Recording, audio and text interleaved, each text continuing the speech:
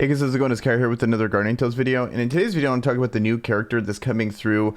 She's already on the Korean server, and then it should be 2 weeks from now we'll be able to actually pull her. So I just want to give you guys my first thoughts on this character, how I think she's going to fit into the current meta, stuff like that. I'm going to talk about her from a Coliseum perspective and then also from a raid perspective on where I think she's going to be good. First of all, I think she's going to be actually a pretty solid character. Definitely gonna be on the lookout for her. I want to see more gameplay. I haven't seen how she actually works in game. This is as much as I could do from, on paper, looking at this character's kit, how good I think she's going to be. There's a lot of things that are a little tough to evaluate in this game. I really like to actually have the character and use it, but I think this is the best I could do with what I got to work with here. So the first thing is going to be, she's a light character. She's a ranged attacker. She uses 2 types of attack mode. First one is Beam Magnum, fires multiple energy beams in rapid succession, and then Beam Cannon fires an energy beam that penetrates the enemy. So I don't know how this particularly works in game, but it looks interesting. And then she has a chain skill, really high percentage on it, goes from down to injured, and we'll talk about that here later, which cuts through the enemy with a light blade to inflict melee damage. That's 525% of DPS. I think based on how her kill works, probably needs to be melee damage, being able to have this on airborne, get the extra boosted attack damage with that. So that's why they're going down to injured and melee damage. So probably gonna make her to where they probably needed to do that, or she would do too much damage in my opinion. Then we have the special ability here, Tactical Command. Her damage increases by 25% when there's no enemies within 3 tiles, and then she takes 25% less damage when enemies are within those number of tiles. I think this is a really good passive. I really like the 25% increased damage when no enemies are within 3 tiles of her, and then and then she takes 25% less damage when enemies are within those number of tiles. I think that's awesome. It looks like there's no amount of character limit, so she's just, if people are on her, she's just going to take 25% less damage, and I think that's really solid. For arena in particular. And then I think the 25% increased damage is going to be really good for raiding. It's going to be really good for Coliseum, PvE content. Orbital Lift I think is going to be awesome too. Being able to take less damage in those game modes when people get one shot all the time is going to be nice. Hopefully help you survive. I really like the 50% range attack bonus when it comes to these characters. This is the thing I look for. Is one of the reasons why Nari is so splashable. It's just a really solid party buff. I think the things I want to look at are typing, how her chain skill works with the current meta, how I think she's going to be used currently. And then lastly, actually, I want to talk about her weapon here. And I think her weapon's actually going to be pretty important. Main thing here is what it increases. It's going to be Beam Magnum's explosion range and damage increase by 25%. And then Beam Cannon's energy bullet size and damage increase by 25%. So I think that you can't really replace that with other weapons. That's a really important passive buff here that's going to not only it really matters whether she's being used as a character or if she's on a side character, not being the actual one using your weapon skill. So I think that's one of the main reasons why it's going to be such a big deal to get for her. Now that we got her kit out of the way, I had a couple things pulled up here when it comes to kits or team comps. So here's a typical team comp. Normally you would have like a Nari here. Like, I just want to weigh the pros and cons of, in Coliseum, this is what you see a lot of. You see a lot of this comp here. Maybe you replace Noxia with Ogma, for example. There's Arabelle teams running around too. And that would even skew it more towards her being a useful character for Coliseum. You got the range attack buff. So when you look at Nari here, main reason why Nari is good is she has the defense down and she's basic. So she's doing good damage against Future Princess. But you're facing a lot of Noxias as well as Ogmas. So potentially she can get locked onto the Ogma or the Noxia, and that could be a problem. But I think when you factor all those things in, I think she could potentially be a replacement for Nari in Coliseum currently right now.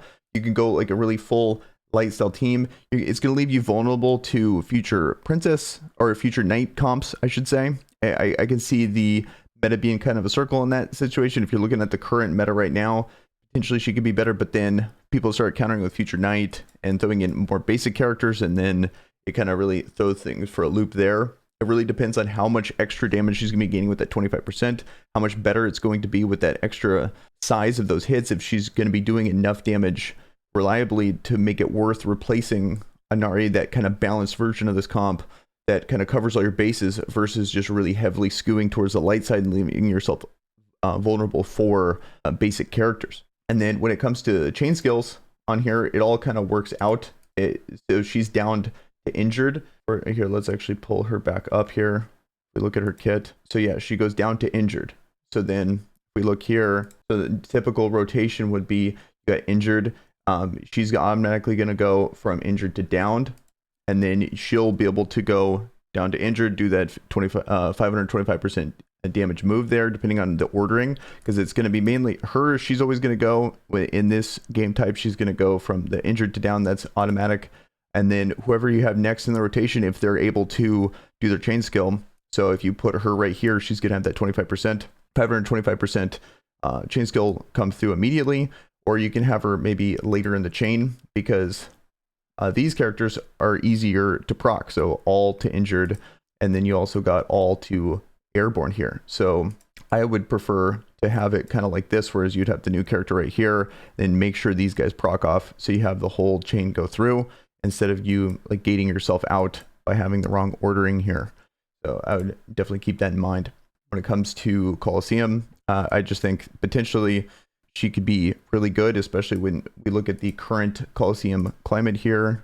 So you got the characters, and then I haven't done any looking at the other server. This is just me purely speculating off of the kit, how she's placing in the Colosseum. This is just going to be my first thoughts of the character, and then I can kind of go and I'll be able to look at actual gameplay, look at actual like how she's performing in Colosseum. But if you look at the comps here currently, I can see her really shaking up the meta potentially. But also I think there's characters in the game already that can be ready to counter her, you know, because you're going to be really light dependent if you end up going that way. But that's pretty much when it comes to Colosseum. I'm not too sure yet on Arena if she's going to be viable there, but she seems like a character that's going to do a ton of damage, that kind of in that Nari vein of character that you can throw in. But the issues with those comps is survivability. So probably going to be really paired well with Ogma. I think those kind of characters, when you're running either Gabriel or Nari, those characters, you really want to have a character that brings a ton of survivability.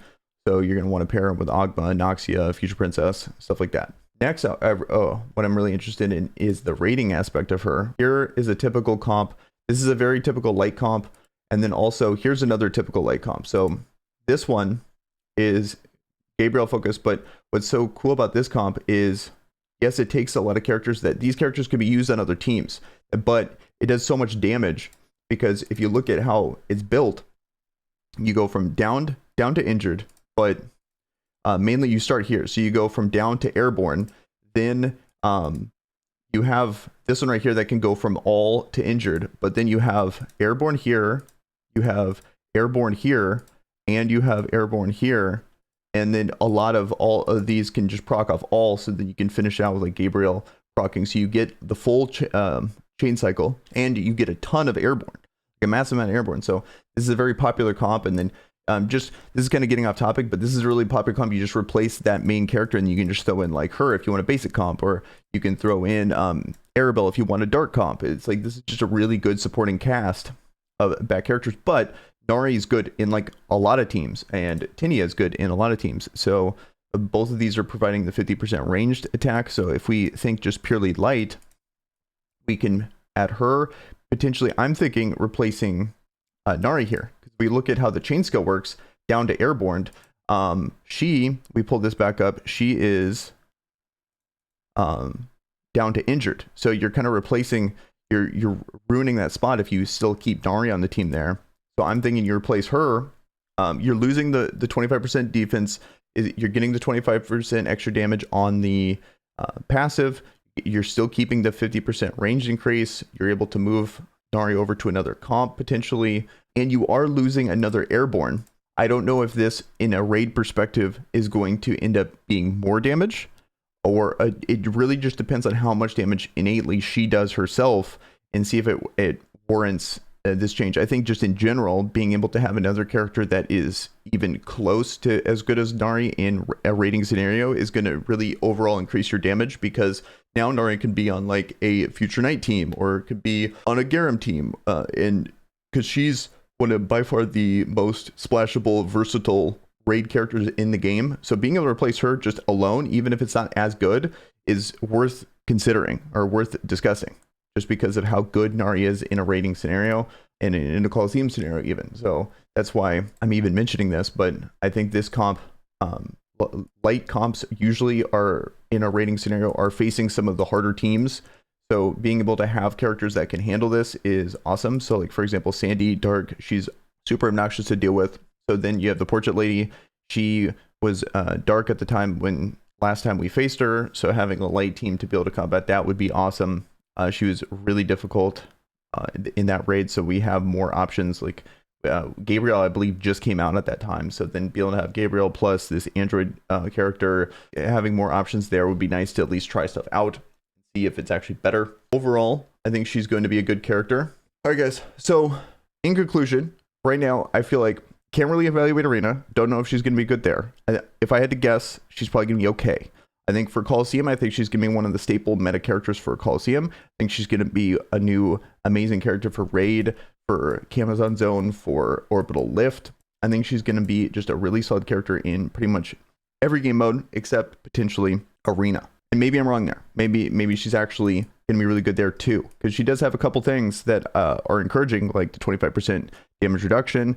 She's a ranged character depending on how mobile she is, how good her weapon skill is, because I want to see all these things actually in action before I actually make that evaluation. But a lot of this stuff where she's going to be a character on the side, not actually the main character, I think you can actually evaluate that on paper. That's going to be it for this video on Mk.99. Let me know in the comments below what you guys think about this new character. If you found this helpful or you want to support the channel, be sure to like the video. Also subscribe to the channel for more Guardian Tales content. We also have an active Discord if you want to join that as well. The emulator I use is LD Player, so link to the description that supports the channel. So appreciate that. And with that, guys, I am out. Peace.